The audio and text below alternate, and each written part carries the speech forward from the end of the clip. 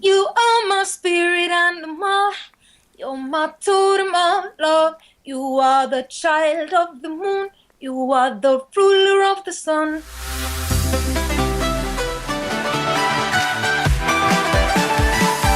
Purveyor of dream pop, blonde bombshell, and potential winner of Eesti Laul, she is Kerli. Hello. Hi, Will. Oh, it's so nice to see you finally. Nice to see you too.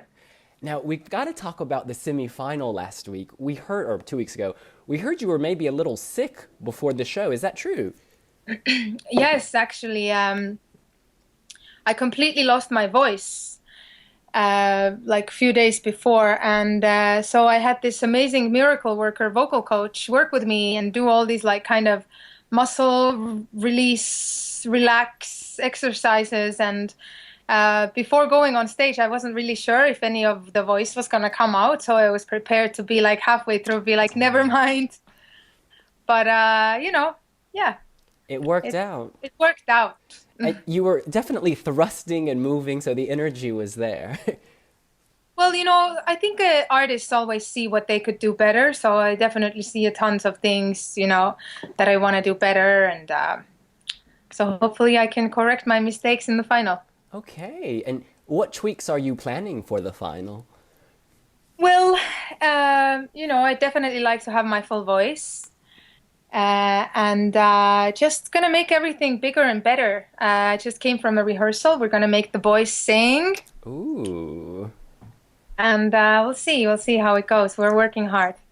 And you once wrote an article for Visit Estonia, and you mentioned that Estonians kind of make it difficult to know if they're happy or sad or angry. But on stage, you're able to emote. Do you have to fight against that Estonian kind of tradition of hiding emotions?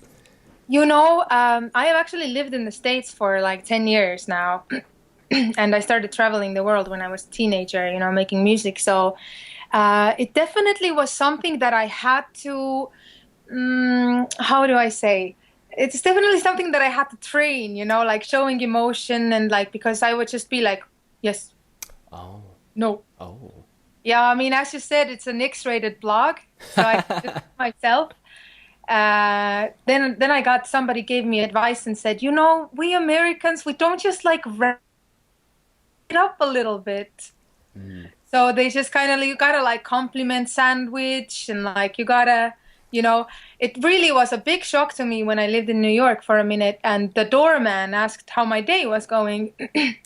And I thought he was actually asking me how my day was going. So I gave him a whole story of like, I just happened to have a really shit day and like, and he was just like speechless because he was like, it's not a real question. But I like that about Estonians, because it's like if an Estonian asks you a question, then they mean it. Okay. You make a friend, you make a real friend. And it's right for life. And I actually also, when I live in LA, my favorite thing to do is to Uber. Yes. And I always like, I take the 5 minute and I genuinely try to get to know everything I can about the Uber driver. And like, I met like 23-year-old neurosurgeons in training, like just crazy people with like amazing stories. And I'm always like, how are you? Real question. Now, Curly, in LA, there's this reputation that people are shallow and superficial, but you seem so real and grounded. How do you keep Sorry. yourself? You know, uh, I think that you attract what you are. And I had a time like a few years ago where I just got really sick of the music business and closed every door and like gave up my apartment and I left LA to go and live in the forest by myself for 9 months in Estonia, in south of Estonia.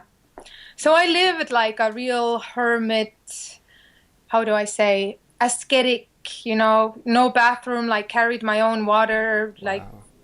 chopped my own wood to heat the sauna, like full on like country life with like totally cut myself off from the media and everything. And just went to basically like to be a hermit, like a monk and find myself, to peel back layers and to kind of start working on my third album and to become myself, to remember who I was without all the noise.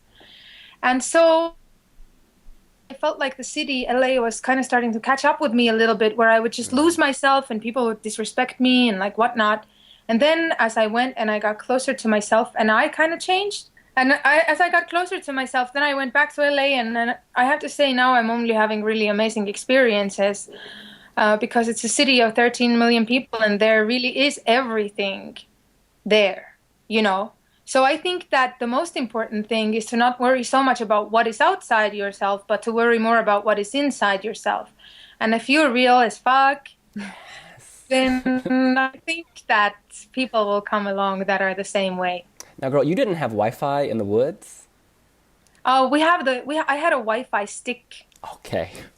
in Estonia. Oh, in Estonia, we have some really dope stuff that nowhere in the world I've seen. We have this internet sticks, and it's basically like a little USB, and you can just sit in the forest. You can go camping for like 3 days and have Wi-Fi. Brilliant. Just put the stick in, and it's everywhere. I'll take that to download Spirit Animal, have it on loop. Now, we've got to talk about Eesti Laul, because Yeah. you've been rumored for so many years to come back, and then, or not to come back, to compete. And this year, you finally did. Why 2017? You know, as I said, I had just finished like this crazy forest period in Estonia, and I just happened to be in the forest working on this song, Spirit Animal, and the producer wrote me, and they've actually written me many years. They're like, "Can you please come and compete?" And I've always been like, "No, like I don't know." I thought it was cool to be in America. You know what I mean? I had different ideas. And then this year, like, they wrote me, and I just happened to work on a song that I felt like, you know what, this is really like, I'm here in the smoke sauna, and I'm writing this thing, and I'm really in my head capturing the spirit of this land that I just think so highly of. And it's up tempo, and it's something that people can sing along to, because I really felt like my art lately has been getting really deep. So I wanted to just kind of showcase a more playful side of like the shaman girl. Yes. And I felt like, yeah, you know, why not? I had just finished a very successful campaign with Visit Estonia, where, you know, I created all of this Estonian-inspired music and visuals, and it's just, I'm patriotic. Is that the word? Yeah, patriotic. Patriotic, yeah. Yes, I was blue. like, why not? Now, you are my spirit animal. You're my totem of love. You are the child of the moon. You are the ruler of my sun. Now, tell me this. Are you singing to someone? Are you thinking of someone? You know, there's different kind of little messages in this song, and it's kind of like the first song that I can't exactly put my finger on what it's about, because it's about so many things. When you listen to the verses, you know, there are all of these animal totems. You know, it's the wolf up like sticks. It's the white tiger. It's all of this, you know. It's just I wanted to create like a world, you know. It's more like a journey. Like you enter the journey and you start walking, and all these animals appear, and like colors and shapes and worlds. And then, you know, the twin flames is kind of like finding your true soulmate. And also, you are the child of the moon is kind of like a how do I say? It's for my moon children, because my community is called the Moon Children. So I wanted to kind of like also put them in the song. Okay. Yeah. One of our readers asked, was Kerli smoking something when she wrote this? You know what? Actually, I was not. Alas. There's been many times where I have definitely smoked something while writing music, but I'm actually much more into sobriety in the later years, and I take very good care of my body, and I pamper and I spoil myself, and I eat all organic, and you know, I work out, and so I'm more on that tip. And actually all of the music that I released within the past 2 years or something, or a year at least, it's written sober. So Brilliant. there you go. Pass the And avocado. actually, I honestly, it's a nice thought that you get fucked up and you somehow get some insane flow of creativity, and maybe at some point you do a little bit, and there's a time for that. But I really think that the main thing is to hone in your craft. You know, it's not about some spike of inspiration coming in. It's actually like working it. Totally. And in your stage show, it's very tribal, like Queen of the Forest, like you're dancing on Venus or something. What story did you want to tell with that? Well, the stage show is kind of like an Arctic shamanic journey, and it's like I kind of have a vision of how it had to be very dreamlike, and you know, the wind and the snow and the things I wanted to have, and the shaman drums and then all of that thing. And then I was actually lucky enough to get on board this amazing choreographer, Egert, who he also writes books and he channels information. So he's like, wait, girl, I'm going to go to the forest and I'm going to channel some information about our stage show. And I'm just like, sure, why not? You know, how cool. It's just the colorful existence that I'm after here. And then he went to the forest and he channeled that we can only use cold tones. It definitely needs to be like Arctic. Huh. And so, yeah, that's how it kind of all came together. Like these things in general, for me, kind of come together bit by bit and kind of slowly. I have to really feel it in my body, you know? And speaking of your body, during the recent semi-final, you did a nice interview with us, with our partners Public Delphi, and you showed us your snake tattoo that you recently got. Was that in honor of spirit animal? Not necessarily, but it's really cool that all of those things are coinciding now.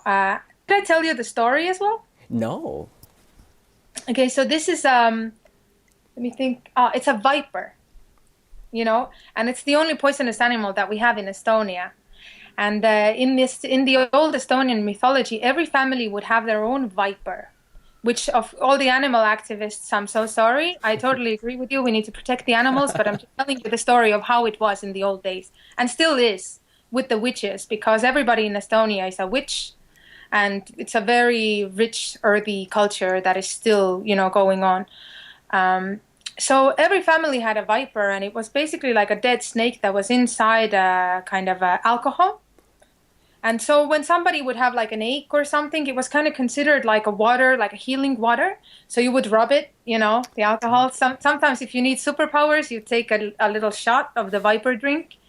And then also when a woman would put a viper around your neck, that means that you are now forever protected from negative energy. And as they say in Estonia, no evil eye can cast a shadow on you, or no evil eye can harm you anymore. And, you know, so that's why I wanted to have a viper. And snake in general, you know, is a huge symbol of transformation because it sheds skin. It's a symbol of healing, you know. Even in modern medicine, they use the two snake symbols as a symbol of healing, you know. So this one snake is more like an earth witch symbol, and also it's a symbol of femininity and wisdom and all the good things. I just wanted to have this, you know, this beast with me. The other competitors better watch out. You have your viper. And we should talk about your competition for a second, because basically Eurovision fans are talking about three acts: you, Alina Born, and Koit and Laura. I'm curious what you think of their songs.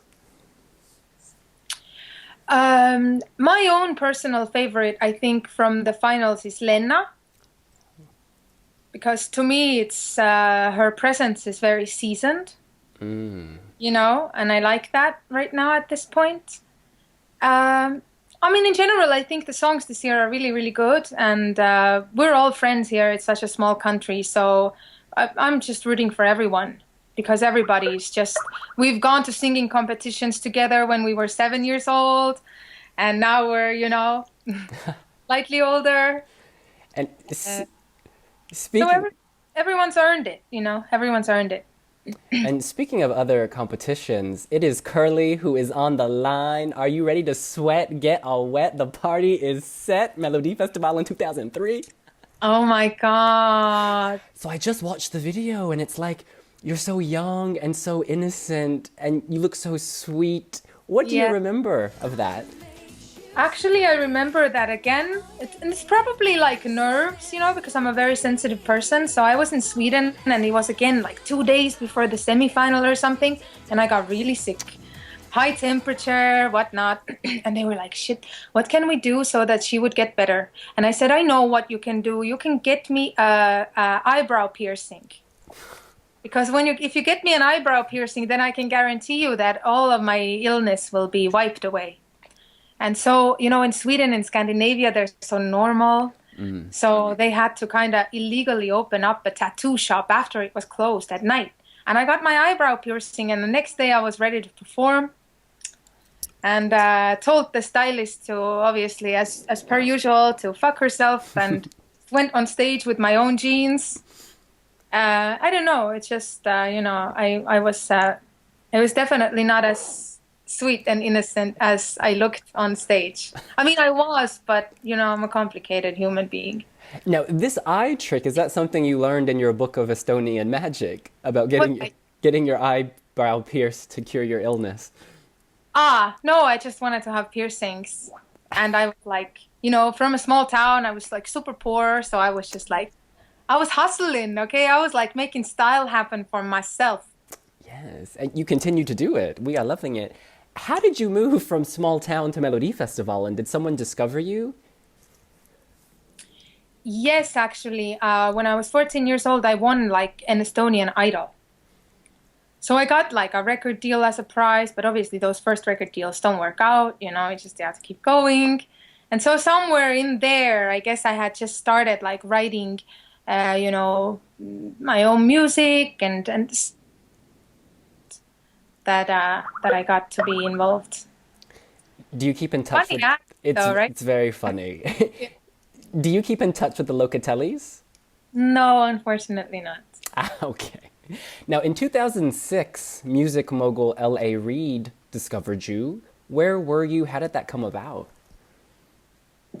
I was at his office. I had a publishing deal. I was actually already like doing professional songwriting in Sweden. I lived in Sweden for a few years. So I started like professionally songwriting when I was like 15. I mean, I don't know. I was just taken to the world, and I just, did my thing. And then like 3 years later, an A&R from the States heard of me. And so they brought me over to New York, and I showcased, and I got the deal. And it was really funny because I was a very rebellious teen, and I walked in and I told him that I hated pop music, and I'm never gonna do anything he wants me to do, and I want to be in New York. I don't like this concrete. And he was like, "Great, I'm gonna sign you." So yeah. Wow, by being a badass, you got what everyone wanted. Who knows? Who knows? It was definitely an interesting journey. I guess I'm grateful for, being able to see it up close and get all these experiences and work with so many amazing, talented people, that have kind of helped me hone in my craft. But currently, I am an independent artist, and I have to say that I have never been this happy with my career before. Your first, or one of your first singles, maybe it was your first single, Walking on Air, I think it set a record for like the most iTunes downloads in a period of time. Yeah. When that started happening, when you're starting to get that mainstream acceptance, did it change you in any way? I don't think it changed me. I wish I would have had better guidance at that time. If I got like that level of success, I feel like I could really take it to places where I couldn't. I was just kind of like looking around, very young, very wide-eyed. I had a lot of bad advice. It was what it was. And at some point, you sort of shifted your sound from, I guess, alternative rock to more dancey or electro. What prompted that? I don't know. Honestly, I really started feeling like this thing, and again, like I had this music like way before the wave hit, because I'm always like really interested in what's in the ether, that nobody else is tapping into yet. So I actually had Zero Gravity and all that stuff like a few years already before the wave hit. And I saw this big rave thing coming, this fantasy rave, and like very much like the 90s, kind of like the spiritual aspect of dance music, when it's just like coming together and celebration and like this really heightened energy. And of course, then I got into that whole machine, and it was what I imagined to be. So to me, yeah, the spirit was lacking a bit. And this might sound strange, but in the Visit Estonia article, you mention that Estonians love sour cream on Yeah, everything. absolutely. What do you put sour cream on? I'm actually lactose Oh, intolerant, God. but sometimes I'll sin when I'm like, okay, this I really, really want to eat it. Well, we put sour cream on everything. Especially good is, our cuisine is very, very, how do I say, influenced by like Russian cuisine and German. And so all the Estonians love these Russian soups. We have the borscht, we have the seljanka. It's like everybody knows how to make these soups. And when I feel especially homesick in America, I'll definitely make myself those soups. And so a dollop for sure. Do you ever see yourself moving back to Estonia for good? I'm actually building like a safe haven for myself, a moon temple in the forest, and it's going to be ready this year. So I definitely see myself spending a lot more time here. Yes. I guess I can say that it is my home, and then other places like I'll just go to and I'll rent places or like I don't know where life goes. Everybody always asks me this question in Estonia too. They're like, "So are you here now for good?" And I'm like, "Yes, I'm here for good, and then 3 months I'll be somewhere else for good." You know what I mean? Like I'm not a tree. Like everybody's always trying to. It's like, so what box are you gonna be in now? Because we need to like wrap our minds around it. And speaking of that, when you're in America and people ask you where you're from and you say Estonia, do they always know like what Estonia is and where it is, or is it the No, stereotype? Okay. usually they don't. So we have to Russia and Scandinavia, and I guess now we kind of got accepted into like the Northern Europe. Great.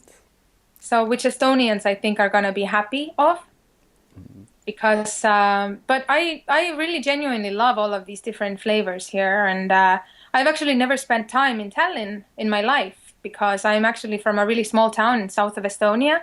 Basically, I'm from the woods. So this is my first time now spending time in Tallinn, and I just really love how the city is coming along. And just it's kind of like all these little cafes, and it almost reminds me of like Reykjavik a little bit. There's like some Scandinavian influences. There's the Russian influence. It's a little bit like Berlin. I don't know. Like it's a really cool mixture of flavors. So spirit animal then, if your town is very woodsy where you grew up, I guess this has just always been a part of you? Okay. But I wasn't such a fan when I was little. As always, like you kind of have to go and do the full circle before you really appreciate what you got. Absolutely. Yeah, because Same I with just wanted to be where the bright lights were, and then I got to the bright lights, and then I'm like, this is it. My heart feels so empty. And then I had to go back. Yeah. when the cameras aren't on and when no one's watching, when you're in the woods, what do you do? Well, the big part for me when I had just come from, like, I was completely burnt out. I was in the States. I was doing basically songwriting. I did like 2 sessions a day. I did blogging for like living. And then I'd go, home in the evening and then I'd make my own music. And so I was really like maximizing not even maximizing, I was really overusing my energy. So I kind of had this burnout moment. And when I got to the forest, I realized that, you know what, I don't have to do something all the time. Because I don't think I had like a day off for like 4 years or something. And I realized that when people go with this tempo, and especially easy to get lost in that kind of lifestyle when you live in the city, and when the media is really fast, everything moves really fast, it's almost like you think you have to do something all the time or achieve something all the time to be like a worthy human being.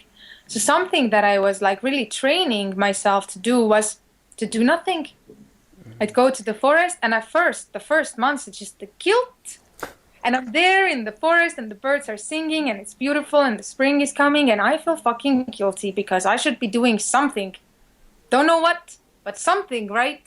Stressing about something because it was just such a part of like our lifestyle. And so I trained myself to do nothing, you know. I just spend time in the nature. I would, you know, help find a beehive, and I would just spend like half a day spray painting it silver and like just admiring what a, you know, what a what an masterpiece it was when it came to architecture, and how much we have, you know, that could inspire us just in nature when it comes to shapes and ways of being, you know. And, you know, obviously I make music and I make things. I build furniture. I love building furniture. Is there anything you've built that we could see? Let me think. Not in here right now because I'm at my friend's house. But basically, in LA, all of my furniture is from the trash, and so I renovate it. And I don't know. I build shit. And you have built a beautiful song in Spirit Animal. It is one of our favorites. And before we go, could you please sing a little of Spirit Animal? Which part you want? I love that chorus. You are my spirit animal. You're my totem of love. You are the child of the moon. You are the ruler of the sun. Yes, you are. Kerli, final question. Do you have a message for all of your new fans all over Europe who have discovered you through Spirit Animal? Yes. The message is love yourself. Amen. Because if you don't love yourself... Don't settle for shit. Ain't nobody gonna love you like you love yourself. Thank you, RuPaul. We agree. Yeah, no, it's true. It's true. I'm really working on it right now, and it's just be good to yourself, you know? Everything you need, just give yourself. You're like, oh, I wish I could be pampered. Pamper yourself. Go get a massage. Oh, I wish I could feel secure. Well, make it happen. You know, everything that you need, just give to yourself. Love yourself. Oh, I'm going to go do that right now. That's right. Me too. Kerli, you slay on every level. Thank you so much. You too, Will. Thank you so much for taking this is fantastic.